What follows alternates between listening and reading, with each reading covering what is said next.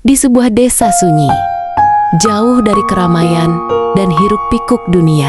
Berdirilah sebuah gubuk tua yang hampir roboh dimakan usia.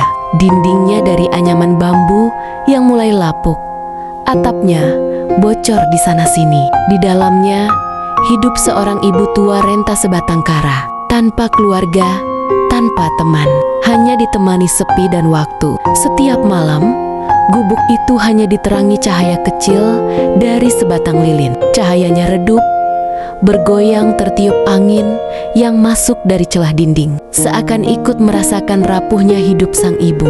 Untuk bertahan hidup, ia menanam sayur di pekarangan sempit di depan rumahnya. Dengan tangan yang gemetar dan tubuh yang semakin lemah, ia mencabut, mengikat, lalu menjualnya ke pasar kecil di desa. Tak banyak yang ia dapatkan, tapi cukup untuk sekadar menyambung hidup. Meski lelah, meski tubuhnya sering terasa sakit, satu hal yang tak pernah ia tinggalkan: salat 5 waktu.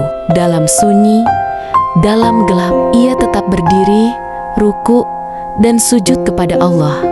Tak ada yang melihat, tak ada yang memuji, tapi ia yakin Tuhannya selalu melihat. Hingga suatu hari, tubuhnya benar-benar tak kuat lagi. Ia terbaring di ranjang bambunya yang keras. Nafasnya berat, pandangannya mulai kabur. Tak ada siapa-siapa di sana. Rumahnya terlalu jauh dari tetangga. Tak ada yang tahu ia sedang sakit. Tak ada yang datang menolong.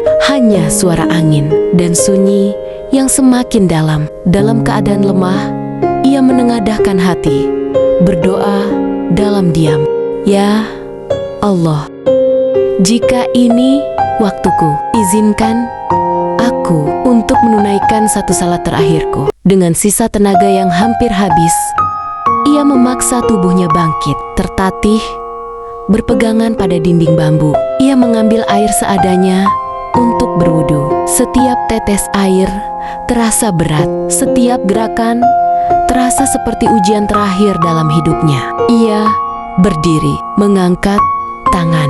Allahu Akbar. Suaranya lirih, hampir tak terdengar. Di tengah salatnya, tubuhnya mulai goyah. Namun ia tetap melanjutkan. Hingga akhirnya, saat ia bersujud, ia tak pernah bangkit lagi. Tubuhnya terdiam, nafasnya berhenti. Ia menghadap Allah. Dalam keadaan sujud, gubuk itu kembali sunyi. Lilin kecil itu perlahan habis, lalu padam. Namun, di langit mungkin saat itu cahaya yang jauh lebih indah menyambutnya.